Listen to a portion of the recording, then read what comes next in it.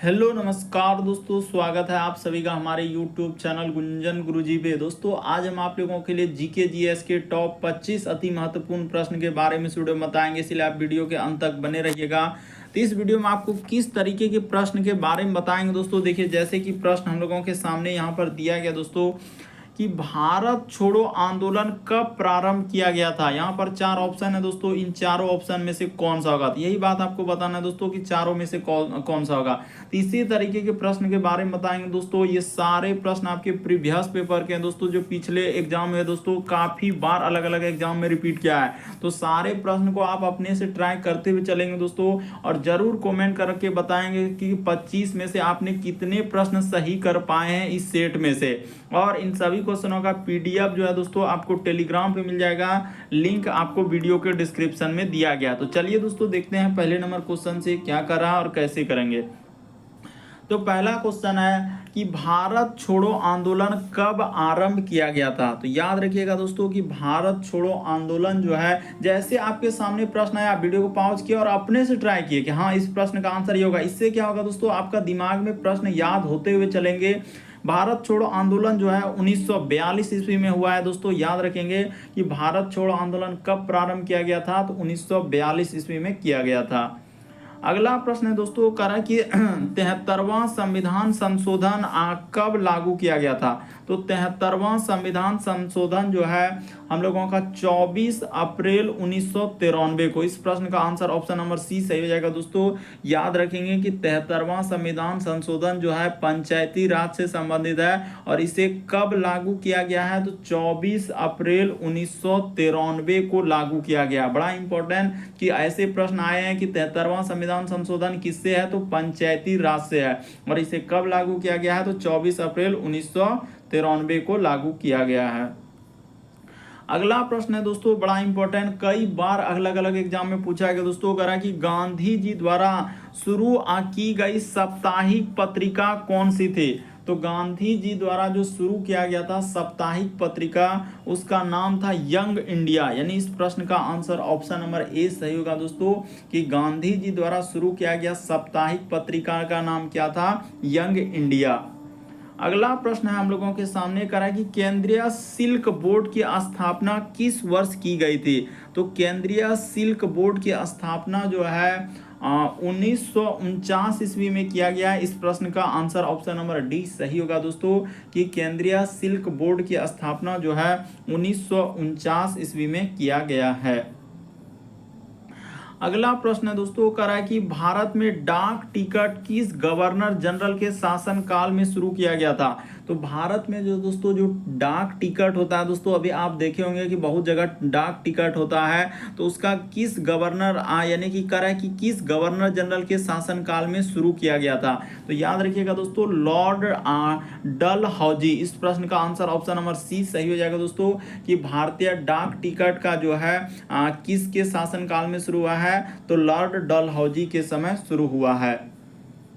अगला प्रश्न है दोस्तों, करा कि पेरिस शहर किस नदी के तट पर स्थित है। तो पेरिस शहर जो है हम लोगों का सीन नदी के तट पर स्थित है। इस प्रश्न का आंसर सी सही हो जाएगा, कि पेरिस शहर जो है दोस्तों यानी फ्रांस की राजधानी कहाँ है दोस्तों। याद रखिएगा कि बड़ा इंपॉर्टेंट है दोस्तों, ऐसे भी प्रश्न पूछा गया है कि फ्रांस की राजधानी आपका क्या हो जाएगा दोस्तों, तो पेरिस हो जाएगा। तो फ्रांस की जो राजधानी है वो किस नदी के किनारे हो जाएगा दोस्तों, तो सीन नदी के किनारे बसा हुआ है।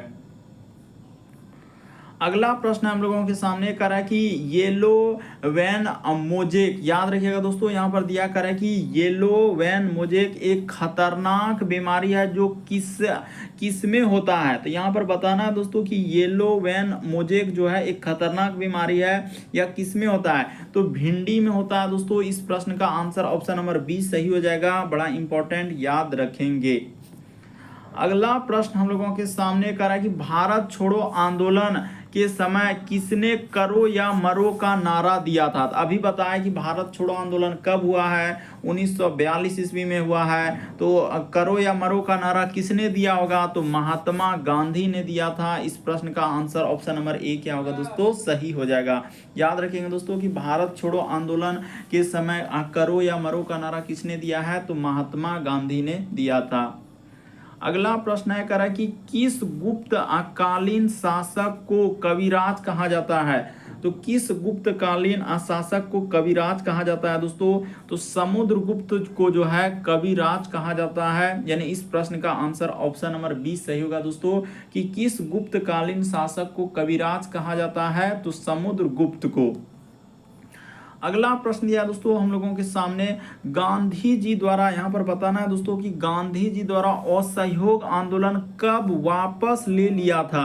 यानी गांधी जी ने दोस्तों असहयोग आंदोलन को कब वापस ले लिया? तो 12 फरवरी 1922 को क्या किया दोस्तों? गांधी जी ने असहयोग आंदोलन को वापस ले लिया, यानी 12 फरवरी 1922 को। सारे प्रश्न देखिए यहाँ पर ज़्यादा कहानी कथा हम नहीं करेंगे और ज़्यादा डिटेल में, बल्कि एक प्रैक्टिस सेट के तौर पर दोस्तों आप इसको सेट लगाएंगे और कमेंट करके बताएंगे आपने कितने प्रश्न सही किया। यहाँ ये नहीं कि डिटेल एकदम चलेंगे तो फिर आपका समय ज़्यादा, यहाँ पर एकदम टेस्ट के तौर पर लेना कि हाँ सर मेरे इतने प्रश्न सही, और कमेंट करेंगे दोस्तों कि हाँ सर मेरा इतना सही हुआ। करा कि टाइफाइड एक जो है टाइफाइड एवं क्षय रोग होने वाले रोग है, तो किसके वजह से होता है? जो टाइफाइड होता है दोस्तों एवं क्षय रोग जो टीबी है, तो किसके वजह से होता है? तो जीवाणु के वजह से होता है दोस्तों। यानी कि याद रखेंगे कि टाइफाइड एवं क्षय रोग यानी टीबी जो है किससे होता है? तो जीवाणु के कारण होता है। अगला प्रश्न है दोस्तों कह रहा है कि चिकित्सक दिवस कब मनाया जाता है? तो चिकित्सक दिवस जो है 1 जुलाई को मनाया जाता है। याद रखिएगा दोस्तों कि चिकित्सक दिवस कब मनाया जाता है? तो 1 जुलाई को मनाया जाता है चिकित्सक दिवस। अगला प्रश्न है भारत में वित्तीय वर्ष कहा जाता है? तो भारत में जो वित्तीय वर्ष होता है दोस्तों उसे कहा जाता है। तो 1 अप्रैल से दोस्तों 31 मार्च को जो है वित्तीय वर्ष कहा जाता है। याद रखेंगे कि भारत में वित्तीय वर्ष होता है तो 1 अप्रैल से दोस्तों 31 मार्च तक जो है वित्तीय वर्ष होता है। अगला प्रश्न है कह रहा है कि निष्क्रिय विरोध के सिद्धांत का प्रतिपादन किसने किया था? तो निष्क्रिय विरोध सिद्धांत का प्रतिपादन जो है अरविंद घोष ने किया था। इस प्रश्न का आंसर डी सही हो जाएगा कि निष्क्रिय विरोध का सिद्धांत का प्रतिपादन किसने किया है? तो अरविंद घोष ने किया है। अगला प्रश्न मोस्ट रिपीटेड कई बार पूछा गया है कि दीन ए इलाही धर्म की शुरुआत किस मुगल शासक ने किया था? तो याद रखिएगा दोस्तों कि दीन ए इलाही धर्म की स्थापना जो है अकबर ने शुरू किया था। इस प्रश्न का आंसर ऑप्शन नंबर 20 सही होगा। अगला प्रश्न है दोस्तों कह रहा है कि उत्पादक सप्ताह दिवस कब मनाया जाता है? तो उत्पादक सप्ताह दिवस जो है 12 से 18 मार्च तक मनाया जाता है दोस्तों। उत्पादक सप्ताह दिवस यानी 12 से 18 मार्च तक उत्पादक सप्ताह दिवस मनाया जाता है। अगला प्रश्न है दोस्तों कह रहा है कि वस्तुओं की गति की अवस्था में परिवर्तन का क्या कारण है? तो वस्तुओं की जो गति में अवस्था का जो परिवर्तन का क्या कारण है दोस्तों? तो याद रखिएगा घर्षण बल। इस प्रश्न का आंसर सही हो जाएगा कि वस्तुओं की गति में जो अवस्था में परिवर्तन हो रहा है वो किसके वजह से हो रहा है? तो घर्षण बल के वजह से हो रहा है दोस्तों। यानी कि इस प्रश्न का आंसर डी सही होगा।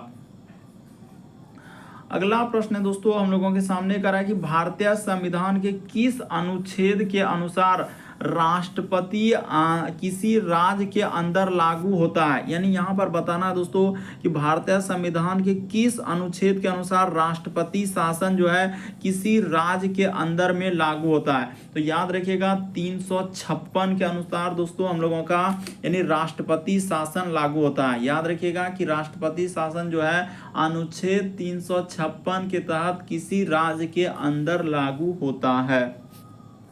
अगला प्रश्न करा कि तोता ए हिंद करा है दोस्तों, तोता ए हिंद के उपनाम से किसे जाना जाता है? तो याद रखिएगा दोस्तों कि तोता ए हिंद के उपनाम से अमीर खुसरो को जाना जाता है दोस्तों। बड़ा इंपॉर्टेंट कि तोता ए हिंद के नाम से अमीर खुसरो को जाना जाता है। अगला प्रश्न है करा कि वनस्पति के संवर्धन से संबंधित विज्ञान की शाखा को क्या कहते हैं?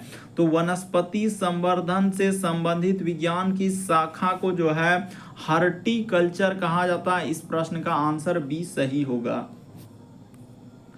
अगला प्रश्न है कि किस पदार्थ के लगने से करा कि किस पदार्थ के लगान, यहाँ पर लिखा है दोस्तों, हाँ, लगाने से कटे स्थानों से रक्त जा बहाना रुक जाता है। यानी सिंपल सा कह रहा है दोस्तों कि किस पदार्थ को लगाने से कटे स्थानों से रक्त का बहाना जो है दोस्तों रुक जाता है। तो याद रखिएगा दोस्तों, फेरिक क्लोराइड। इस प्रश्न का आंसर ऑप्शन नंबर सी सही हो जाएगा दोस्तों, कि फेरिक क्लोराइड यदि आप लगा देंगे दोस्तों तो जहां पे कटा है वहां पे रक्त आपका बंद हो जाएगा।